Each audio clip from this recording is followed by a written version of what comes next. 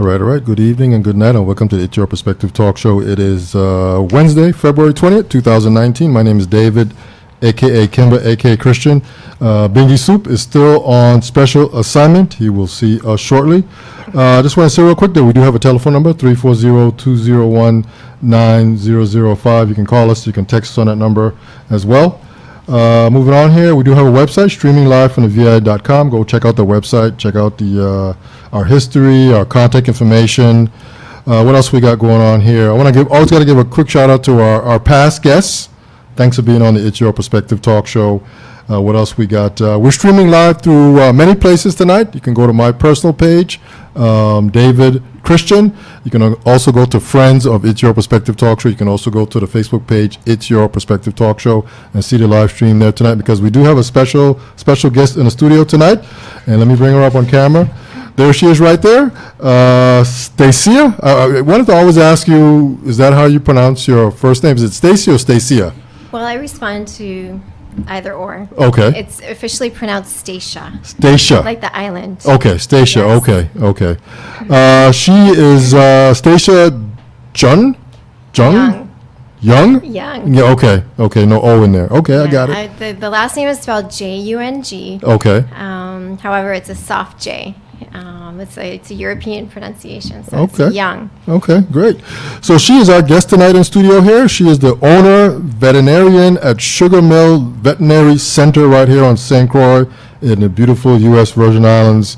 How you doing tonight? I'm doing well, thank you. Thanks for having me on the show. Sure, man. We've been missing and shucking and jiving, but we got it together tonight. So thanks for coming on. I appreciate the invitation. And so you're doing a lot of things.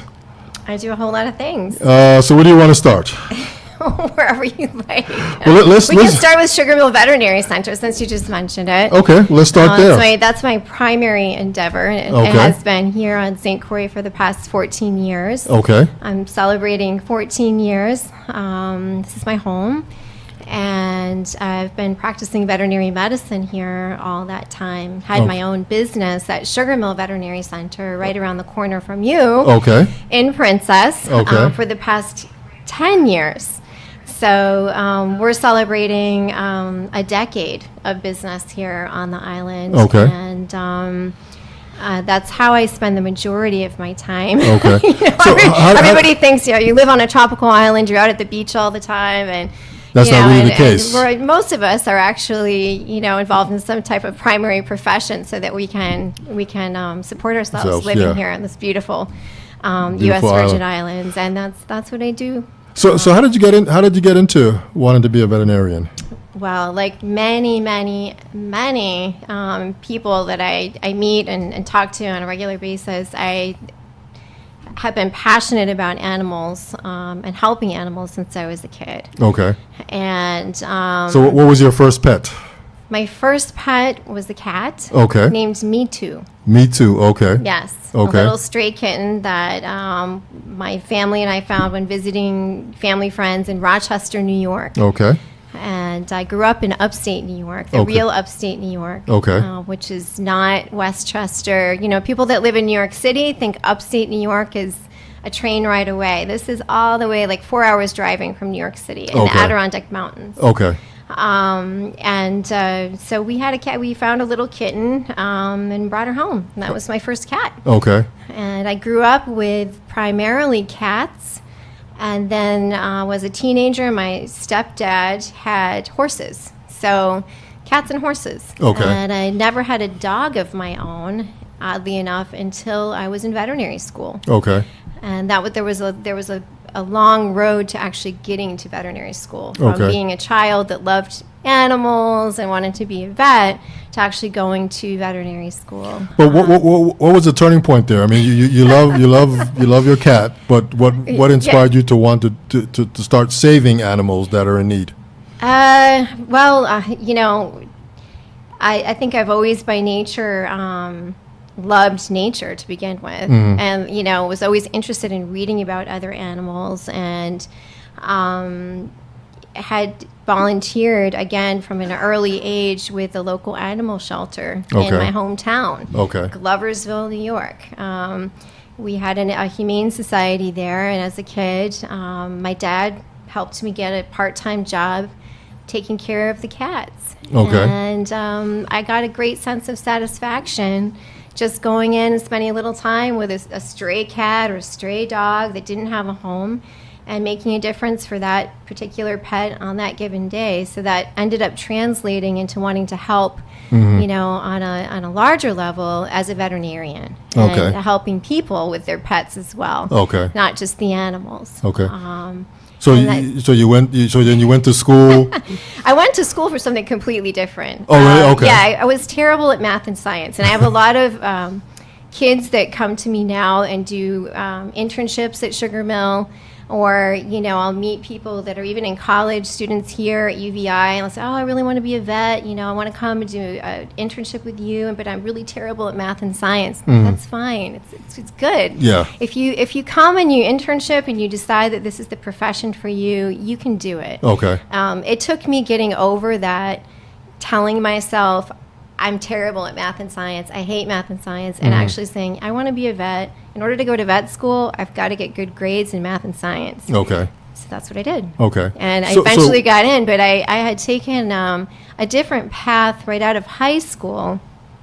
I went to college at Boston University, and I studied anthropology. Okay. Which okay. is So really interesting, and I Okay. still love it, and very, very interested in anthropology. It's really the study of people all over the world, right? Cultures, and I was fascinated growing up in this little town in the Adirondack Mountains in upstate New York to learn about what other places were like. And I had the travel bug, and anthropology pulled me in, but I soon realized it really wasn't very marketable as far as like a profession. A profession, yeah. Right, unless I turned into a professor of anthropology and, you know, kept studying for the rest of my life, which I did consider at one point.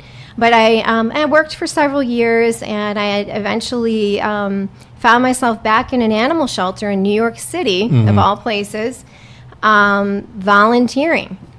And I had adopted a cat from the animal shelter there, and I was now in my 20s, and I had a job, you know, working in an office and all of this. And I took my cat to the vet one day, and I was sitting there, this is true, in the waiting room, and I thought, I'm so jealous of the veterinarian. This is what I should have done. Like, I want to be this person. I want to be the vet. You know, but it's too late because I already went and studied something else. And how would I ever, you know, make the change, make that happen, you know? And I went home that day, and I got on the computer, and I started looking into what would it take for me to actually go to vet school at this point. And it ended up taking me working my way through night school for several years, taking all those math and science courses that I had avoided. Yes, that you hated, yeah. For most of my academic life, just to apply. And then eventually going and working, leaving my good-paying job and all of that to go work for a veterinarian, go work at the local zoo, do all these things so that I would have the experience and the academic credentials to apply to vet school. Okay. So I did it, long story short, and I have never regretted it. Yeah. I love it. So how did you end up in St. Croix? Through veterinary medicine. Okay. I was that like a program? Looking for a job. Okay. No, I was freezing in the Northeast. Okay. You know, I went from growing up in New York, and then upstate New York, living in New York City, spending some time in Boston, then Philadelphia, pretty much big cities besides my hometown. And I was tired of the freezing cold. I was working for a mixed animal practice, which means horses, large animals, and dogs and cats. And I came in from the barn freezing at 7 o'clock one morning, got my coffee, got on the computer, and I was just browsing through a veterinary resource site through the classified ads. And I saw an ad for Veterinarian Wanted, U.S. Virgin Islands, spend your free time snorkeling, sailing, you know, surfing. Those are the buzzwords, right? Right, that's it, right. And I said, oh my gosh. You know, I had traveled to the Caribbean. I had spent some time studying abroad, actually, in East Africa. I had always been attracted to warm weather, kind of tropical locations, and this sounded too good to be true. Okay. So I made the phone call, sent my resume, and the position that was listed was actually with a veterinarian on St. Thomas. Okay. And he ended up putting me in touch, another long story short, with Dr. Paul Hess here on St. Croix. He was the former owner, and he's a retired veterinarian now, but at Island Animal Clinic. Okay. And it just all worked out. I came down, explored the island. I actually went over to St. Thomas and met the veterinarian I had initially spoken with, and was very glad that the position was here on St. Croix. Okay. St. Thomas was not for me. Okay. I knew it back then, and to this day, I mean, this is really much more my style. Okay. The islands are very different. Yes. And I didn't know that. Yes. Coming from the Northeast. I had never been to the U.S. Virgin Islands. Really didn't know the difference. So I spent some time working and exploring the island, and I decided to give it a go. It was an adventure. I figured if it doesn't work out, well, I can always move back or move somewhere else. So you started your business around this time? No. Okay. I moved here to take a position as an associate veterinarian, an assistant veterinarian, if you will, at Island Animal Clinic. Okay. And I've never left. The adventure just keeps going. So like most people. So I was there for 2 years, and then and part of the draw, actually, even back then. Part of the draw for me to go to veterinary school, part of the draw for me to come to St. Croix and take this position was that there was a great need here for, and there was then and there still is, veterinarians that were interested in helping with the animal shelter, the pet overpopulation issues that the community faces, and I was all about that when I went to school and as a new veterinarian.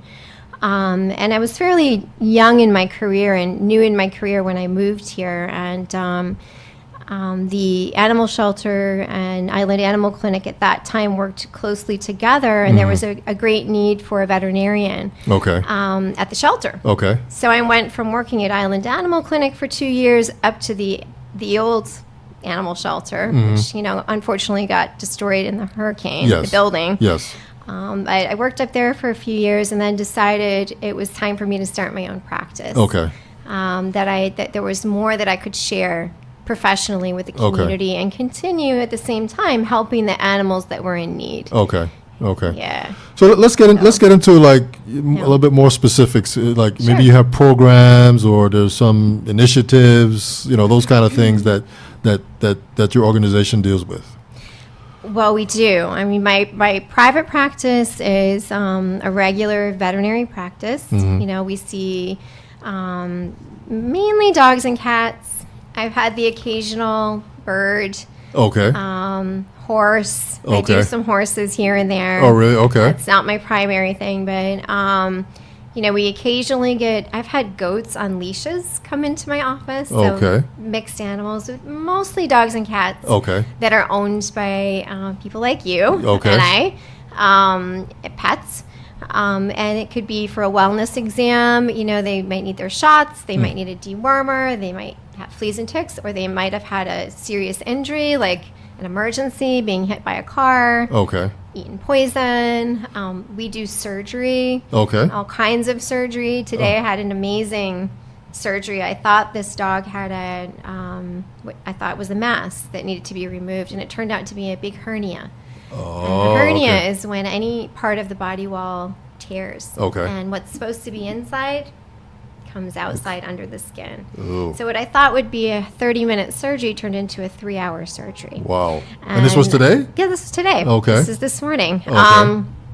So my private practice deals with everything under the sun. We never know what's coming through the door. And as veterinarians, we're trained to kind of be the doctor for everything. We're expected to do surgery, read x-rays, read blood work, in human medicine, everything's very specialized. You learned all this in college? I learned all of this in veterinary school. Yes. Cats and dogs and horses? Yes. Okay. Yes. Okay. And of course, the field is as specialized as human medicine these days. There are, believe it or not, veterinarians that just do cardiology or hearts. Okay. For animals. Okay. Or veterinary dentists. Okay. So I'm not a specialist in that respect, but as a general practitioner, we do all of the above. Okay. Yeah, and then we refer to a specialist if we need to. Okay. I also started, around the time I opened my private practice, a nonprofit 501c3 organization called the Sunshine Foundation. Okay. And that is for low-cost, high-volume spay-neuter. Okay. And that sprung out of my passion for helping animals in need. Okay. And here on St. Croix, like in many parts of the world, there is a pet overpopulation issue, yes, challenge, okay, problem, if you will. And what that means is that there are too many animals, or dogs and cats, even horses here, for homes. You know, a lot of puppies and kittens, and we do have an animal shelter that is, you know, working hard to accommodate and place homeless animals and help with spay neuter. And, you know, it's unfortunately after the hurricane, you know, been a couple of years since we've had a government-sponsored animal control program. Okay. So the issues, there's so much work to be done. So my organization, though, my primary, you know, day-to-day work is my private practice. One day a week, we do low-cost, high-volume spay neuter. Okay. To help everybody be able to afford having the surgery done. And we actually opened the doors to our nonprofit organization 10 years ago next week, February 26th, which is a national holiday in the animal welfare world, and it's called Spay Day USA. So we're celebrating that, our 10-year anniversary this coming Tuesday on the 26th. I think I'm right on the date, with offering 25 free spay and neuter procedures for cats only. Because it's just me doing the surgery, and cats are a little bit faster than you know, big dogs. So we're doing 25 free spay neuters on next Tuesday, and we do events like that every so often. And of course, we fundraise for those events as well. So anyone that's listening that may have a cat that needs to be altered, or family or friends that have cats or kittens that need to be spayed and neutered, or feral cats. Have you heard about feral cats? Do you know what a feral cat is? No. It's just like the typical cat that's hanging out around the trash can, or the restaurant, or the beach where the restaurant is, and they don't want to be touched. They're hissing and growling, but they want food, right? They've been born out in the bush, and they're not used to being in a home. Picked up and cuddled, and you know, they're wild. And we have a lot of those too. And there are people in the community that are trying to help those cats by humanely trapping them.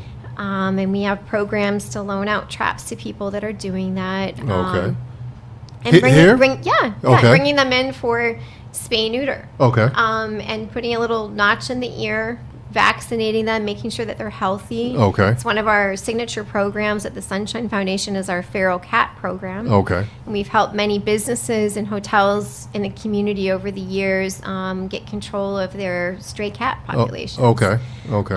By having them spayed and neutered, and then usually they'll continue to feed them.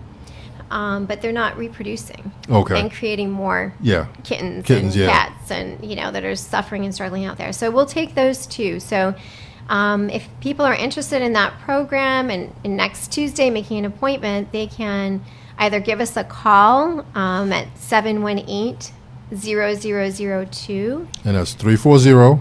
340 is our area code. That's right. 718-0002, and or they can go onto the internet and check us out on Facebook. We're the Sunshine Foundation St. Croix on Facebook.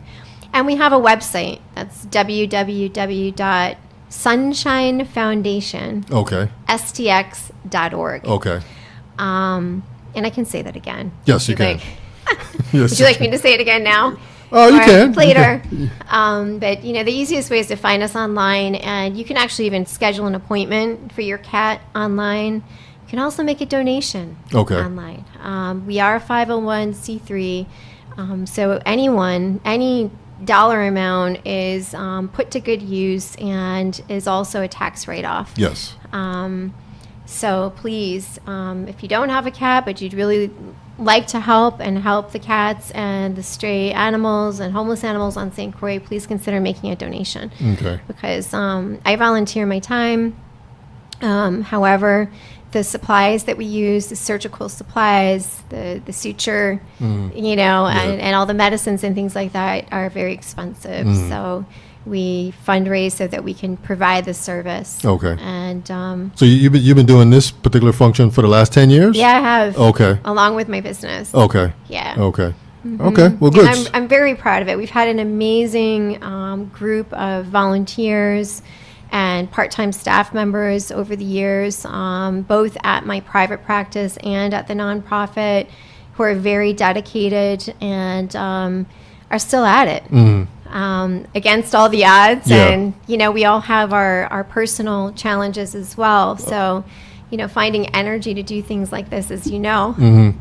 Yeah, you got to dig a little deeper. Yeah, you got to dig deep, and you have to be passionate about it. Yeah. And want to make a difference. And I really believe that, here on St. Croix, we're on an island. For those that are listening that are interested in animal welfare and, know about the Humane Society, the ASPCA, these big organizations, right, in the States that have big campaigns for this very same cause, they look at us and they say, wow, you guys are on an island. You've got closed borders, right? So at any given time, you've got so many animals. Yeah. We can solve the problem. Okay. It's just getting everybody in the community to recognize and be aware and get involved. Okay. Well, there are a lot of pet lovers. There are so many. Yeah, there's a lot of pet lovers running around, cats, dogs, and the bunch, So and it surprises me that people don't. I think a lot of it sometimes is just information. Okay. Not knowing about these programs. So that's why I really appreciate having the opportunity to let whoever's listening tonight to know. I mean, this is why we're here. Yes. So we want people to come out and take advantage of our programs. The program is. So do you have other programs too? Like animal related. I work with some other nonprofit groups on the island. One of them is Fruition Cowgirls Horse Rescue. I don't know if you've heard about. Yes, I've seen them ladies, on Facebook. And they're really involved in helping the horses on the island who have traditionally and kind of historically been underserved. They don't really fall into animal sheltering category, right? They're big, number one. And you see a lot of horses that are just, out in the bush, or maybe, tied up somewhere that aren't being cared for. And believe it or not, we have horses that are reproducing, kind of like in the wild.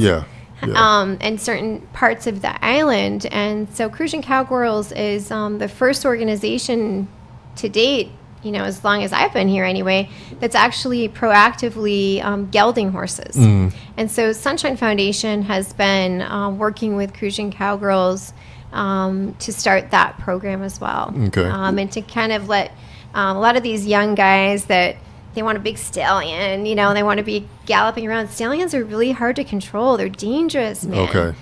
Geldings are much better pets. And they're just as fast in racing, and you might actually survive riding on them. Oh, really? Versus a stallion. So, we're slowly, kind of working with that organization to create a gelding program that would be available to the public and not just to the rescue horses that they're using on their tours and for their humane education programs. And so you're I guess you're on call too, right? You can get a call at any hour of the night with an emergency? Yes. Yeah, that's part of island veterinary life. Yes. We don't have the luxury of being able to refer to a 24/7 emergency hospital for animals, which, you know, they're pretty common in the States these days. Okay.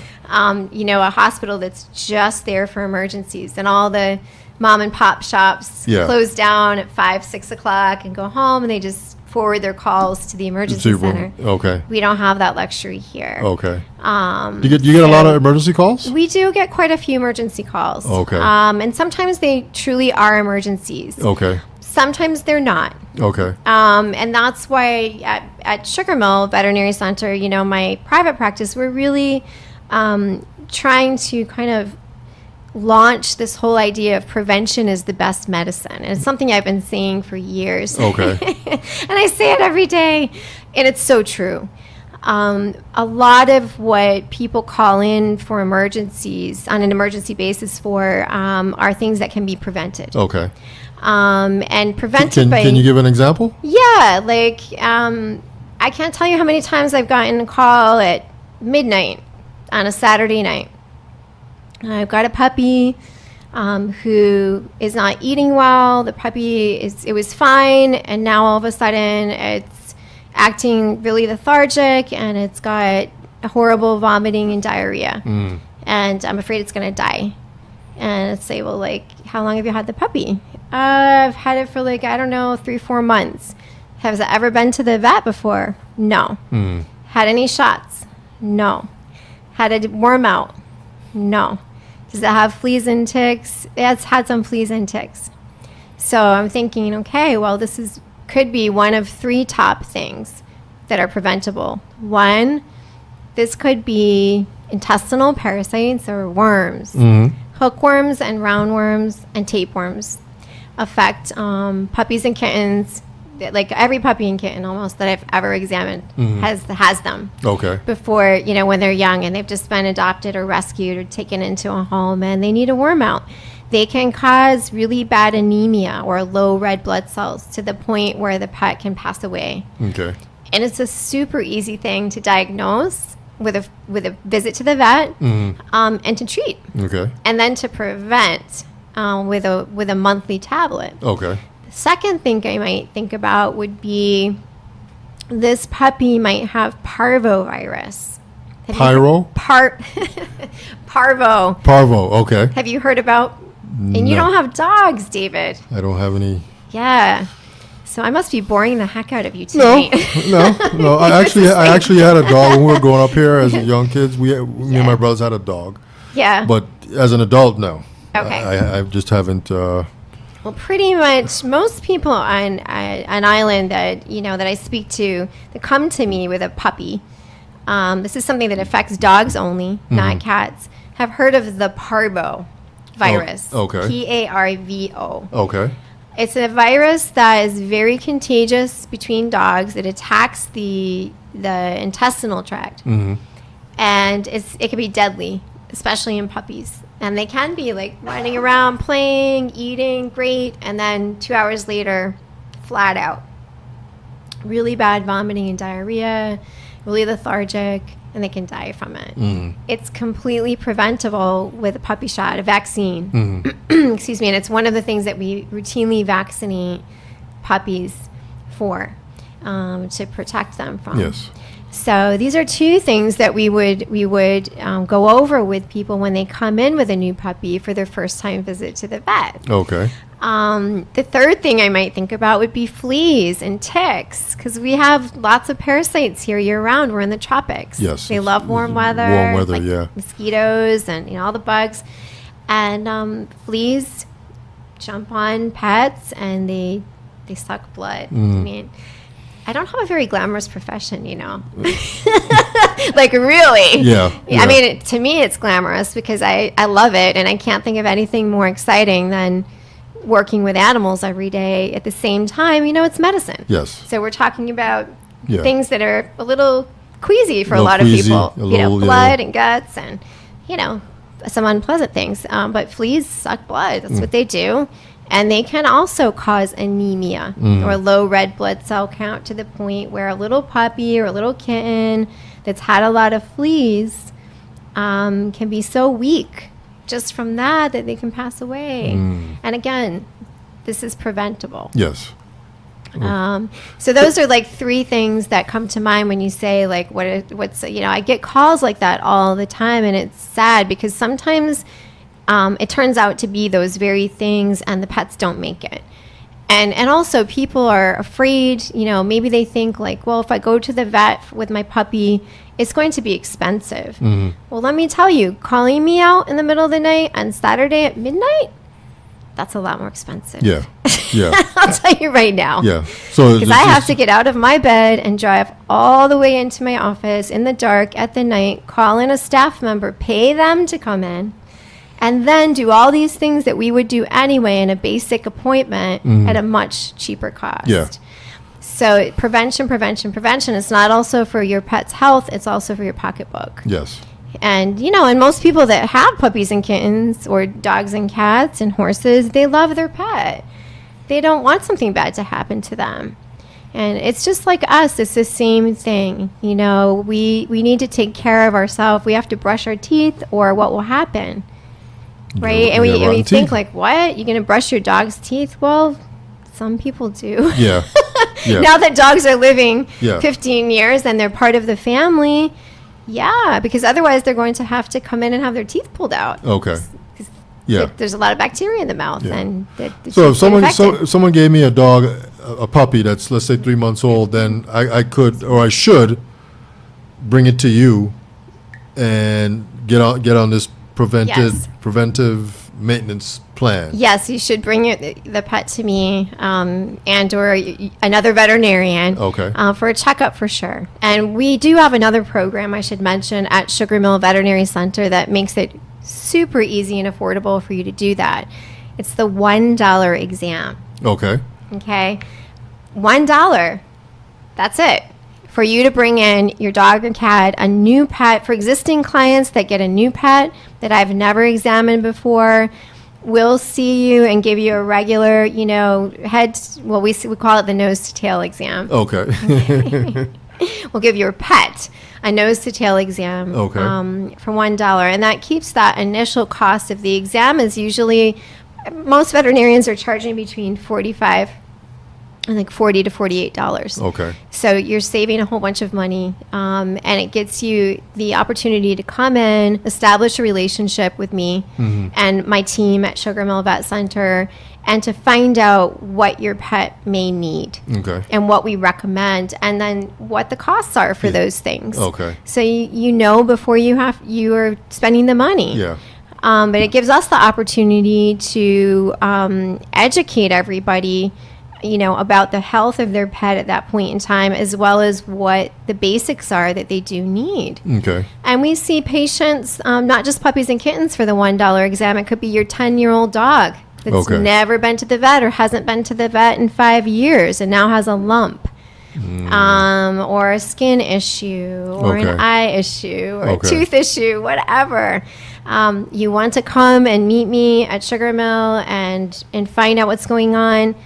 Let us know that you like the $1 exam.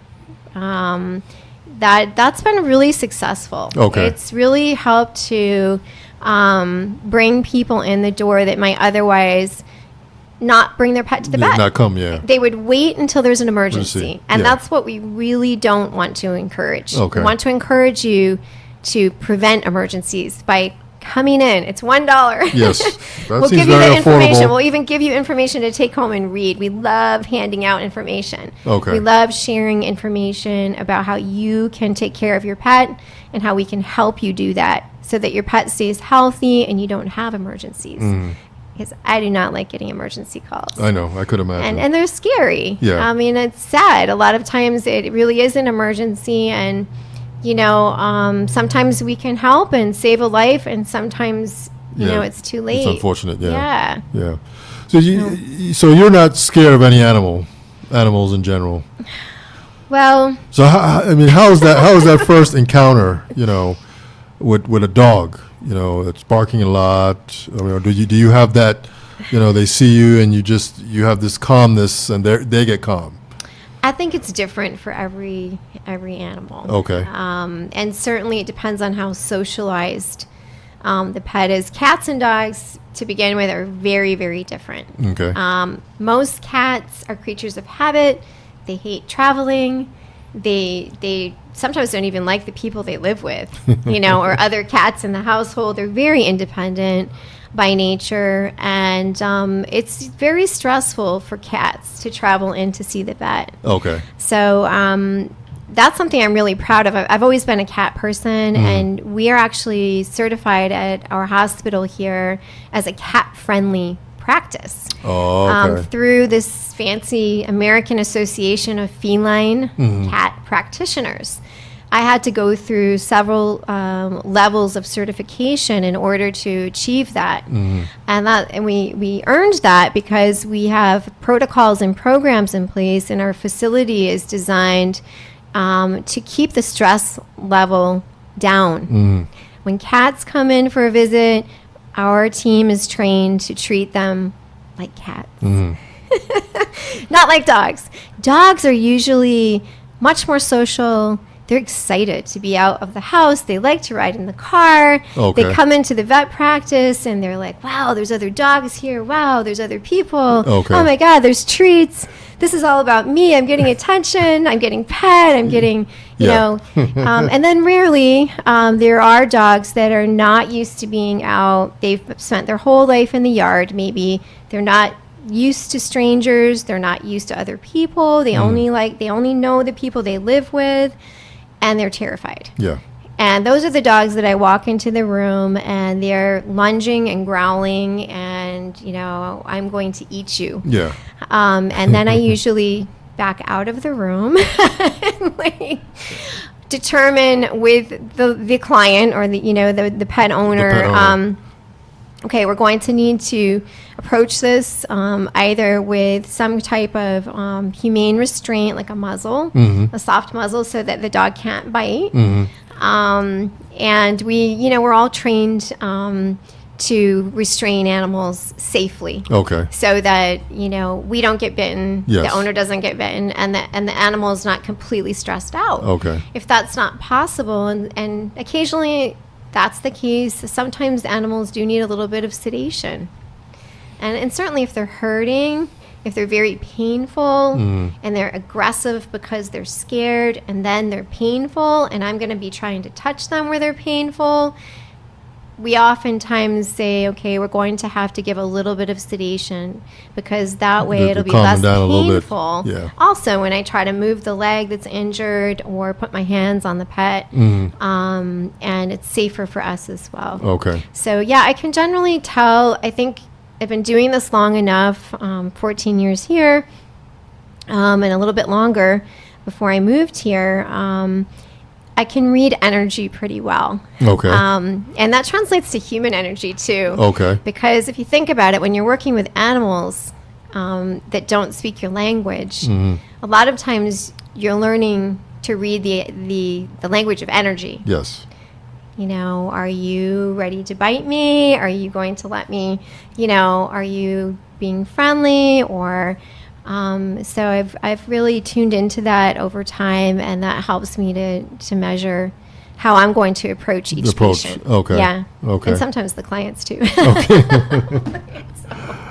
Okay. So, you ready to switch gears a little bit? Sure.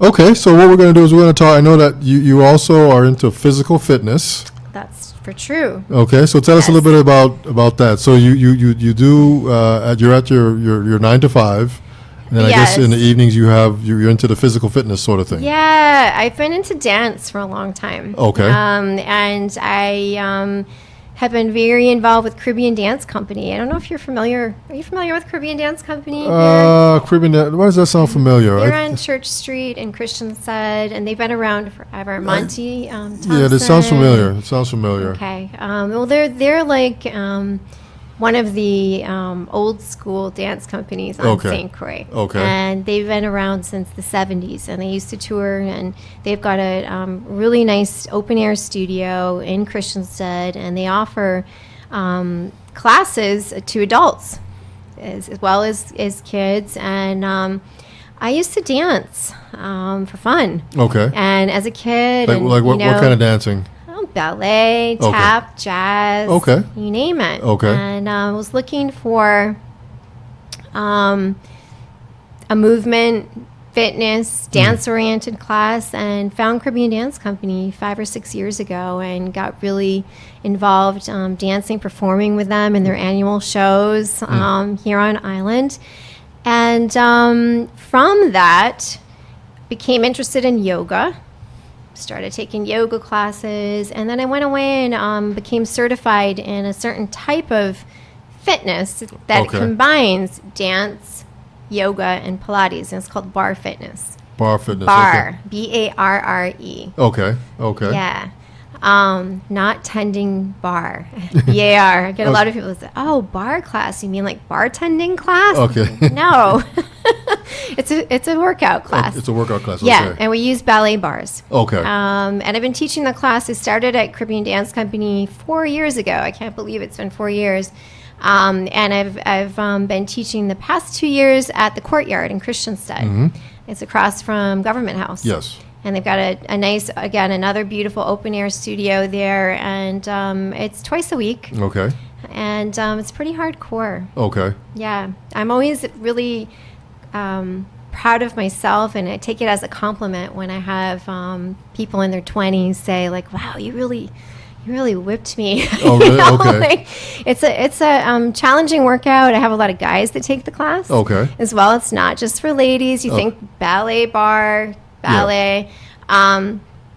The class is 70 minutes. It's set to hip hop, dance, contemporary music like you're hearing on the radio, loud. I like my music really loud when I'm working out. Okay. And we do a whole bunch of different things. We do stuff at the ballet bars, a lot of lower body work that's based on ballet. Okay. And we also do things on yoga mats. We use hand weights. Okay. We do a lot of stretching in between. Okay. But yeah, it's a lot of fun. Okay. I've really been enjoying it, and I can't believe it's been 4 years that I'm teaching it. And you say this is twice a week? It's twice a week, and lately it's been standing room only. Oh, really? Okay. Yes, we've been packed.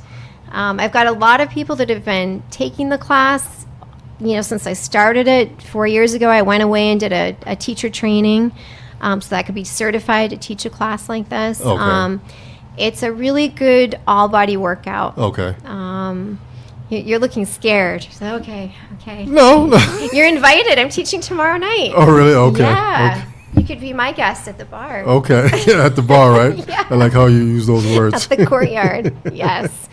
Okay, so you do that. I love it. Yeah, it's fun. Okay. And it's social too. Okay. We have a really great group that, like I said, people that have been coming, and then people that come and go, and new students all the time. Okay. It's a really nice eclectic mix, all ages, all backgrounds, all fitness levels. Okay.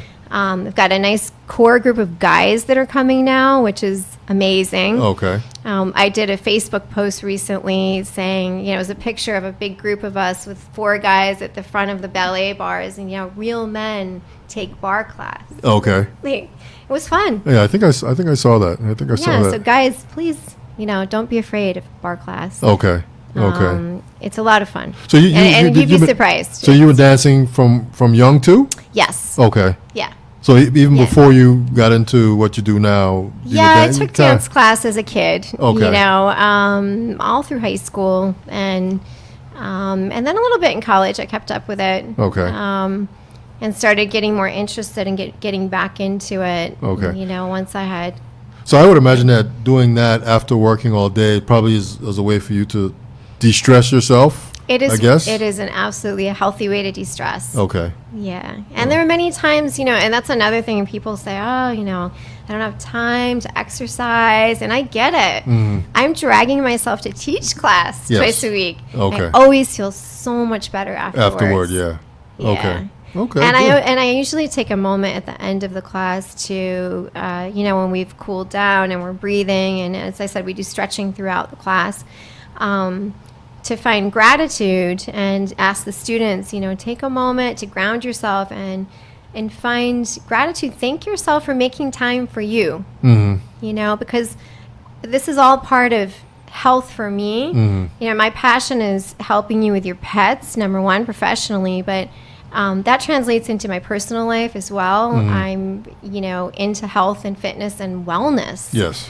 And feeling good. Yes. And, eating well, and I need to work on my sleep. I don't sleep as well as I would like to. Okay. But exercising helps me sleep better. Okay. Because, again, it's a stress release. Okay. So it's preventative medicine for me. Maintenance, and, for those that come to bar class, it's definitely a stress reducer. And it's a whole lot of fun. Okay. I play different music every week, and I change up our choreography, if you will, or our movements, so that the students don't get bored. Yeah.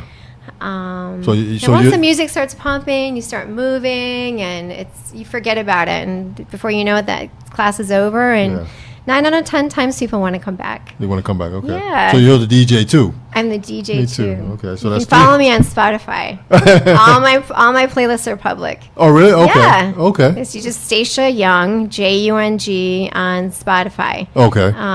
That's been a great tool for me for making playlists. Do you use Spotify for? A little bit. But I'll definitely, fresh. Yeah, I'll definitely check it out. Check out your playlist. Cool. Yeah, I'll definitely check it out. Okay, so anything else you want to share? That's it. Well, what would you like to know? Well, I mean, I've been doing all the talking. Well, what are the issues that are on your mind tonight? Is there anything that you would like to talk about? Not really per se. Okay. But as far as what you do, I mean, I know, like I said, there's a lot of pet owners out there, and people are very passionate about their pets, and so you probably meet a lot of different types of pet owners. I do. I mean, what are some general things or advice you give to pet owners? About? Well, just their pets, and pet care, and I get I'm all sure kinds of questions all the time. I mean, it's one of those things where your professional life, as you know, we live in a small community, and when you've lived here long enough, you know a lot of people, and if you don't know them, they know you, yes, or their pets know you. So a lot of times, I may be in the grocery store and I'm like running in to get something. And I'll say, oh, hey, how are you? I had a question about Fluffy. And I'm thinking, who is this person? Oh, Fluffy, right. Yeah. And it could be a question about anything. But your personal life or your professional life, kind of morphs into your personal life. And I'm always happy to answer questions about anything. A lot of times people ask about nutrition. Yes. That's a really common question. What type of dog food should I be feeding, or is there one brand over the other? What's a good diet for pets? We're not being handed like a prompt of some sort here. A diet for pets. Well, we have lots of options these days. In general, for cats, I always recommend, against what most people are, by nature are doing out of convenience, a canned food diet. Okay. Regardless of what brand it is or what make it is, cats are carnivores. Okay. And I have this little model in my office that shows all the sharp teeth of the cat in the jaw and how different they are from the dog and from us. Dogs have molars like we do for grinding. Yes. Cats have sharp teeth for shearing and tearing. They're meant to eat meat. They digest. Their whole body is designed that way, including their GI, which is part of the immune system and super important. So we should be mindful about what we're feeding our pets, because we're in control of everything they put into their bodies, right? And as we know for ourselves, we are what we eat. Yes. And that can make a big difference in your overall health. So nutritionally for cats, they do better with a canned food diet. If you're feeding dry, a lot of cats love it. They get addicted to it. It's easy and convenient for us. It's not messy. It's like you just put out some dry. They eat it whenever they want. But my best advice, just off the cuff in general for cats, is predominantly canned food, maybe with some crunchies or some dry food mixed in. Okay. Dogs do fine on dry food only. Okay. They tend to prefer dry with some canned mixed in. Okay. Again, there are so many brands. It's hard for me to say, like, well, this is the brand I recommend. And, every pet is different. The quality Purina, I have to say, Purina is a really good food. When I was in vet school, there was a lady doing a study. She was one of the veterinarians at the college there, and she was studying all the fancy foods, for pets. Foods, and then she compared them all nutritionally and price-wise and everything else. And what it came down to is that a lot of it was marketing. Okay. And Purina was nutritionally, like, bar none, the best? number one. Okay. So if you're choosing between Pedigree and Purina, go with the Purina. Okay. The price point is about the same. They're both readily available on island. Okay. So if that's the question, I would say go with Purina. Okay. And But then just beyond overall, that, just we could go crazy because there's so many different diets that are out there. But, dogs, the one thing I would say is a generalization about feeding your dog. Obviously, both dogs and cats need to have water at all times. Dogs, a lot of people feed their dogs one time. Well, he just eats one time. I feed him one time, and I really think it's a good idea to feed 2 times a day. Okay. Of course, your dog will think that's a great idea too. Yes. So I'm sure he or she would agree with that. But also because it keeps the metabolism going. Okay. And it's just like a person. If we just ate one big meal, a big thing of pasta one time a day, and then we didn't eat again, our digestive system wouldn't be stimulated. Okay. Our metabolism wouldn't be stimulated to burn. So we tend to see a lot of dogs and cats too getting overweight from just being fed one big portion once a day. Okay. Whereas if that was split in 2 Yeah. and they get a morning and evening meal, they're going to be a lot more fit Okay. and leaner. Okay. So it kind of goes against what you might think. Okay. But so those would be my basic Yeah. answers. Yeah. So what to your about question. like exercise? Do you recommend exercising, or obviously walking your dog? Yeah. Walking your cat, absolutely. is that a thing too? Yes. Okay. I mean, well, we have a lot of cats that are indoor-outdoor cats. And, of course, that's always a big question, too. Should I keep my cat indoors? Ideally, yes, because they won't be susceptible to all the dangers of the outdoors. The elements of the outside. In reality, cats are hunters. They like to explore. Many people live an indoor-outdoor lifestyle here. That's why they love island life. So the cats go in and out. And they're getting exercise on their own. Yes. Cats that are inside all the time, that are being kept in, they're looking out the screen, and they're house cats, they need a little bit more exercise. So getting an interactive toy, doing some kitty aerobics, just sitting on your couch while you're watching TV with the string and the toy and the wand, and getting your cat to jump after it, pretend that it's hunting, Yes. chasing a moving thing. That can help to keep your cat from becoming overweight. Okay. Dogs absolutely Okay. need exercise. They need to be walked.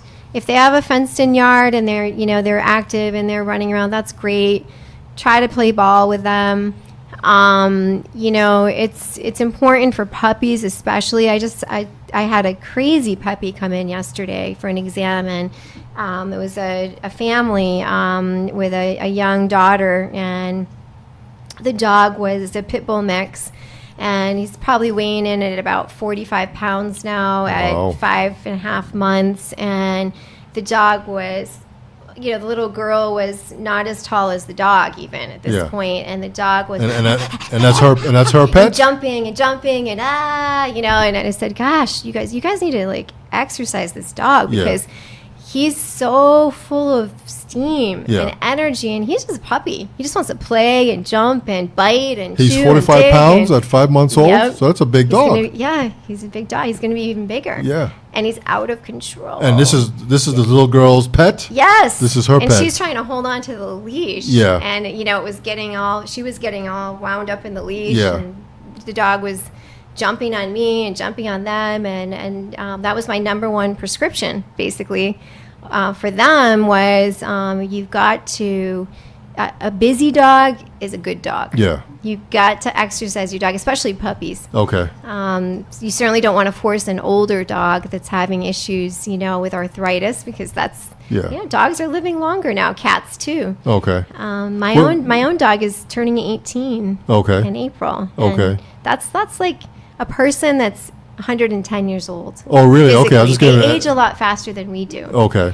Yeah. So, depending on what age your dog is and what condition, or your cat for that matter, because cats can get arthritis too, it's important to keep them healthy. Okay. Like I said, a lot of the health and wellness information that we share, that's not specific to dogs and cats or horses, is general, and it can be applied to ourselves as well. If we think about our own health and wellness and the preventative care that we take by exercising, even a walk, right? I mean, not only is it great for stress release and mental stress as well, right? And physical stress release, but it's also very good for your heart, for your weight, for all these things. It's the same for pets. Okay. Nutrition, same thing. Okay. And I actually just started a blog recently. All right. Okay. Through Instagram. You can create, that's what it says, it's a website. Yes. But right now I just have it's very slowly, coming to fruition. I've written a few blog posts, and I'm going to be developing that further in the coming months. And it's Stacia Island Vet is my tag name on Instagram. Okay. And it's Stacia Island Life. Okay. .com is the website. Yeah, www.statiasislandlife.com, and it's on the top of my Instagram page. But Okay. I'm going to have sections on there on fitness for humans. Okay.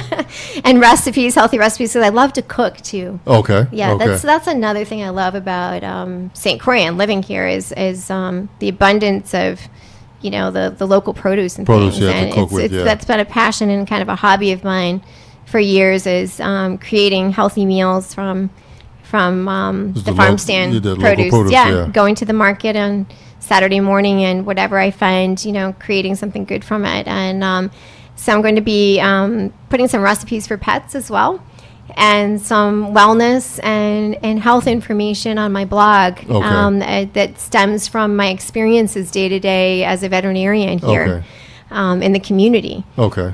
Okay. Yeah, good. and David, I could talk about this forever. So you just have to cut me off. I will. You keep saying, was there anything more? Well, you're opening Pandora's box. Yeah. But not yet. But before we go, because it's 9:02. Oh my goodness. So time has flown. Yes. But let us know what's happening again on Tuesday. Okay. This coming Tuesday, the give us all 26th of February. The whole 9 yards. Our nonprofit organization, the Sunshine Foundation, is celebrating 10 years. And it's World Spay Day, which is, I have my friend and colleague, our development director, Cindy Clearwater, is here with me tonight. So she's cueing me from the sidelines. It's World Spay Day. This is an event that's been celebrated by the Humane Society of the United States, and it's celebrated internationally. And we are celebrating World Spay Day along with all of the other animal welfare organizations that are doing the same on Tuesday, February 26th, by offering 25 free spay-neuter procedures for cats. Okay. And we still have lots of space available. You just have to call and sign your cat up, or go online and sign your cat up. And I'll give the number out again. You can call us at area code 340-718-0002, and or find us online at www.sunshinefoundationstx.org. Okay. We also have a Facebook page, so if you're on Facebook right now, you can go to the Sunshine Foundation, and you'll see Sunshine Foundation St Croix. My veterinary practice, Sugar Mill Veterinary Center, has a Facebook page. So you can find Sugar Mill on there, and we've got information about our World Spay Day event with the Sunshine Foundation. Excuse me, posted there as well. Or you could always go to Instagram and find Stacia Island Vet and follow my blog. Yeah. Which is statiasislandlife.com. Okay. Yeah, so I'm involved in a little bit of everything and a lot of things animal related. Okay. These days. So this Tuesday, coming out with your cat only. Yes. To the Veterinarian Center.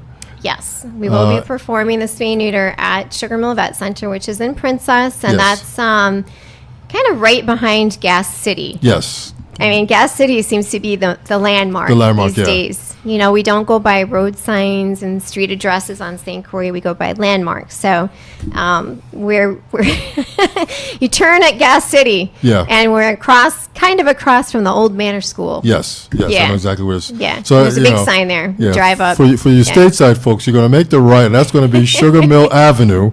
Right. Follow that for a quarter of a mile. Oh my goodness. And look on your left. Is that really a thing? No, I'm just kidding. Thank you. I'm just kidding. Sound like that's used to me. But we do have signs. You know, a lot of people know where Food Town is. Yes. And, you know, you just continue south? West. Thank you. North, I guess kind of northwest. Northwest, yeah. Past Food Town, you'll see Gas City on the right. Take a right-hand turn, and we're almost immediately on the left. On the left, yeah. Yeah. Okay. Yeah. All right, perfect. Well, I want to thank you for coming in and sharing what you do. Thank you. You seem very passionate about it. Yes. And seems like you've been working hard at it.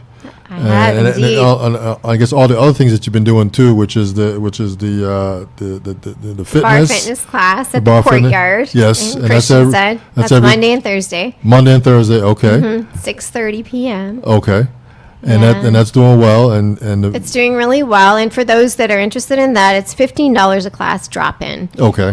The Courtyard does offer discounted packs because they have multiple classes going. Okay. Every day of the week, yoga classes, dance classes, Tai Chi classes, you name it.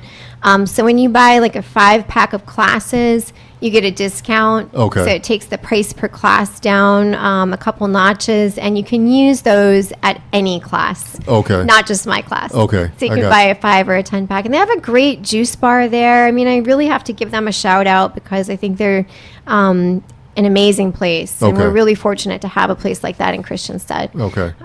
That's focused on health and wellness. Yeah. So, yeah. Have you ever been there? If it's a place that I'm thinking about, yes. Yeah, they do fresh juices, smoothies. They do lunch. Because I think it's been different ownership over the years. Over the years, Yep. Yeah. There's an open courtyard with a fountain, and then the yoga studio is upstairs. Okay. And it's open air. And if you've been in Christiansted on a Monday or Thursday night between the hours of 6:30 and 8, you have heard my class. Okay. I have a mic. Oh, really? Okay. The music's that loud. Oh, really? Okay. Yeah. Okay. Yeah, so that's the bar fitness class. Okay. So come on in and check it out for sure. Okay, great. Yeah. Well, I want to thank you for coming in our studio. Thank you. Well, this is what we call the green room. Thanks for coming in and sharing with us what you've been doing. Sounds like you're having fun and just helping all the pet lovers, because I know there's a lot of pet lovers here, there, and everywhere in St. Croix. You can't. There are. They're everywhere. It's a blessing. Yeah. I'm really, really grateful to have the opportunity. Okay. Yeah. Okay, great. Yeah. Our guest tonight is Stacia Jung. Did I get that correct? Yes. She is the owner, veterinarian at Sugar Mill Veterinary Center right here in St. Croix, Virgin Islands. Princess is the exact location. Bar Fitness every Monday and Thursday. And got to give a shout out to the Sunshine Foundation. They're the ones that you're partnering with for the event on Tuesday. Yes, they are our nonprofit organization. And again, it's a 501c3. I started it. Okay. Yeah, 10 years ago. Okay. And Cindy, who's here, who's not on camera, but does our development. So she's done our fundraising. We, had some really nice grants, especially after the hurricane here. We received grants to continue our hard work. And it's a charity for me. Yes. It's an opportunity to give back to the community and to help out some pets that might not otherwise have the opportunity. Okay. So, and it's we want people, again, to encourage everybody to get involved in taking advantage of not just our program, but all of the nonprofit programs for animals and the resources that are available on the island, because ultimately our goal is to solve the problem. Yes. And have St. Croix could be like the role model for the Caribbean, really, for animal welfare and for doing such a thing. Yeah. And I believe it could happen. Yeah. Let me ask you another quick question before we go. Is there like a more of a global issue when it comes to pets that I guess we need to be aware of? Does that kind of make sense to you? Well, I think that this World Spay Day, I mean, that's the main issue that, we've been talking about tonight. Okay. And that itself is a global issue. Okay. And I'd like to say, not only in the sense that we care about the animals and we don't want to see them suffering. We don't want to see stray dogs and cats, right? That are starving, that are hit by cars, that are sick, mangy, they have nobody to take care of them, and then they just suffer, or they end up having to be put to sleep because there's too many of them and no place for them to, or resources for them to be taken care of. We also have to think about the public health issues. We don't have rabies here on island, which is great. Yes. But in many parts of the world, rabies virus is prevalent, and dogs and cats can transmit that. Yes. But we do have animals that intestinal parasites, ticks, for example, fleas. These are all things that, believe it or not, people can catch. And so we have to think about the health aspects too, and public safety aspects of having a pet overpopulation or a stray animal overpopulation issue in our community, and that's something that is very much a global issue. A global issue. Okay. And that's why huge organizations like Humane Society International and Humane Society of the United States have launched campaigns like World Spay Day to bring all of us little guys in our own communities together to kind of coordinate and cooperate on this bigger global level to make a difference. Because it's not just for the animals, it's for us too, right? Yes. Yeah, and I think that's a good place to end. There is a famous quote, and you'd have to look it up, or Cindy would have to look it up.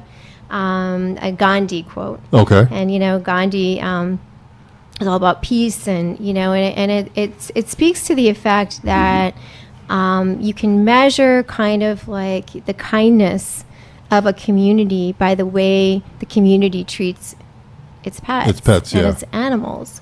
The way the humans, that translates into how we treat each other as well. And that's always stuck with me, and I think that that's where there's that link, because you do get people that say, like, yeah, well, what about the people? Like, you're so worried about, it's all good, right? Kindness is contagious. Yeah. So you start here, and it translates into a broader, like you said, a bigger picture, global kindness. Okay.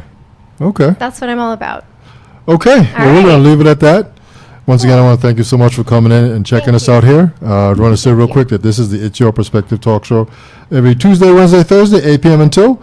We do have another show lined up for tomorrow night, so tune in on Facebook Live or check us out on streaming live from the vi.com radio. So on that note, we're out. Everybody have a great evening, and we'll see you tomorrow night. Thanks, Peace. Stephen.